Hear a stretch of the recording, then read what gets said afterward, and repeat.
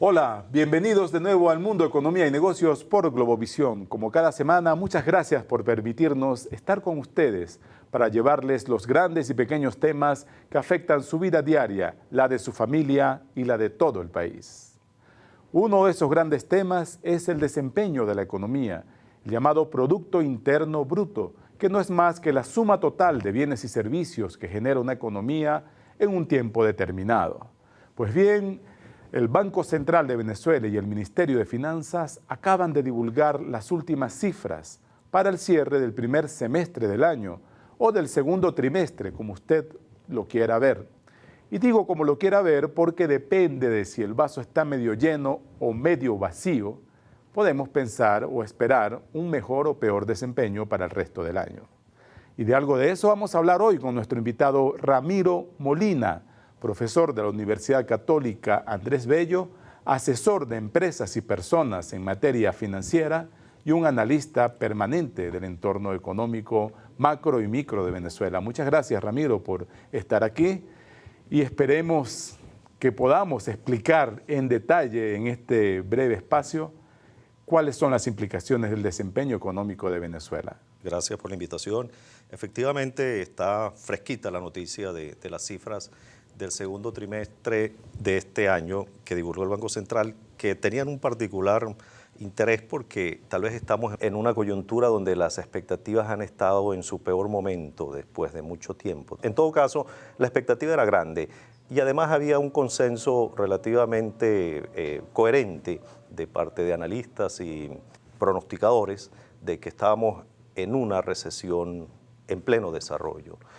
Las cifras del Banco Central en ese contexto llaman la atención y hay que verlas con relativa calma porque desafiaron el consenso existente. La sabiduría convencional que estaba en la calle fue desafiada por las cifras y creo que vale la pena buscarle el mérito de las explicaciones que tienen todos los datos divulgados. Perdón, cuando dices que desafiaron el contexto es porque se esperaba que fueran peores. Que estamos en plena recesión. O sea, sí. Recesión sin crecimiento económico. No, con decrecimiento más bien, sí.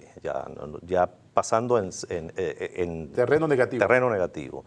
Así es. Bueno, el PIB es una radiografía. Yo creo que más que una radiografía, como solíamos definirlo, es una tomografía de lo que está ocurriendo en el tejido y en el esqueleto económico y social del país.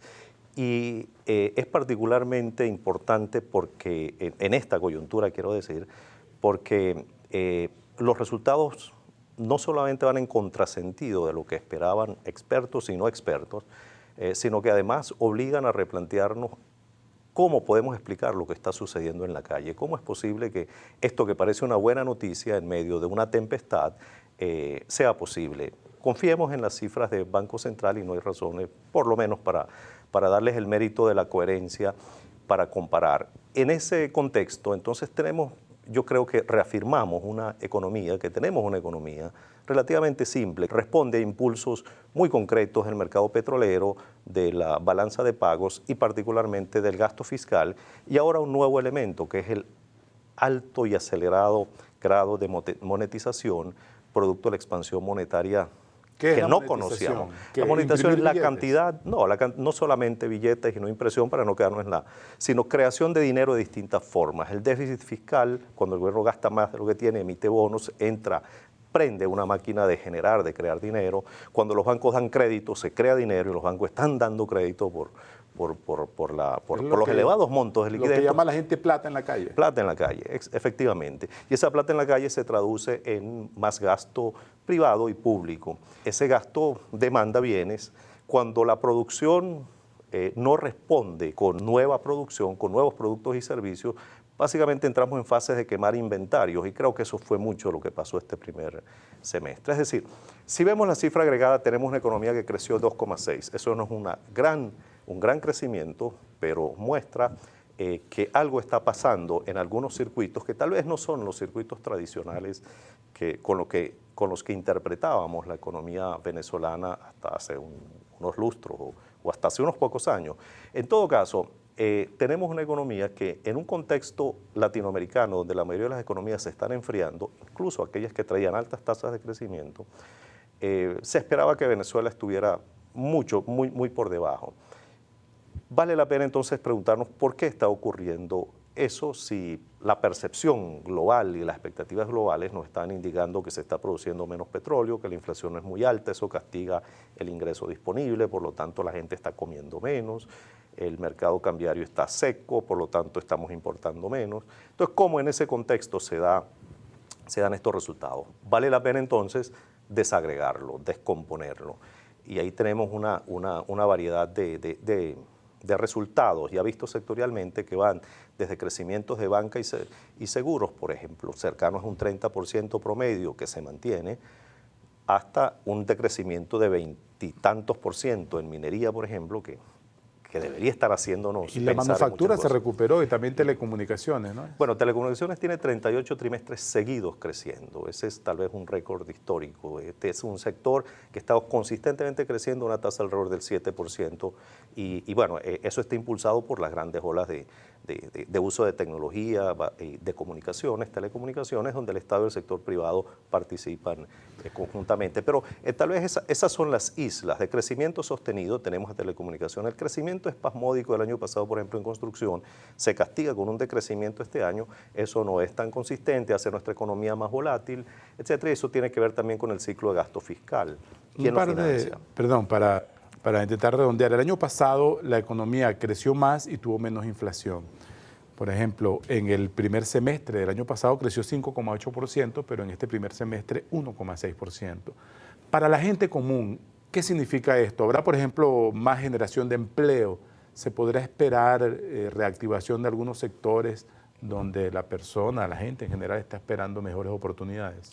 Sí, por eso creo que hay que verlo, decía, segmentado por partes. Si vemos la dinámica del sector construcción, vemos la dinámica del petróleo, vemos la dinámica de manufactura y comercio, con esos 4 sectores ya tenemos una buena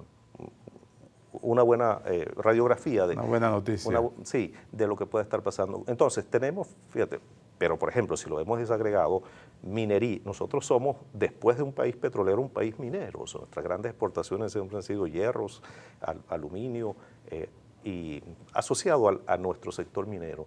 La minería cayó el año pasado más de 20%, este primer semestre 22%, eso es un derrumbe absoluto, eso debería estar, yo creo que ese es el tema que debería estar angustiándonos, porque lo que es nuestra segunda tabla de salvación resulta que está en un colapso que no hay explicación, no tenemos explicación evidente, pero y en el intermedio está manufactura, que es muy importante porque manufactura es donde se producen los bienes que tienen valor agregado, que generan empleo, que generan inversión y que generan un gasto más sostenible que el crecimiento que viene del gasto fiscal o de la simple monetización de echar dinero a la calle. Sí, sería un crecimiento más sustentable en el tiempo. Pero bueno, se nos ha acabado lamentablemente el tiempo de este programa, por lo menos de este segmento.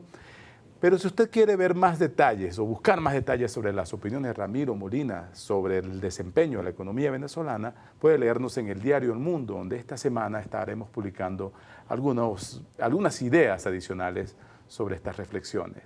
También el portal elmundo.com.be, donde estará permanentemente esta entrevista para su disposición. Ahora vamos a una breve pausa y volveremos con más de El Mundo, Economía y Negocios por Globovisión. Gracias, Ramiro. Un gusto.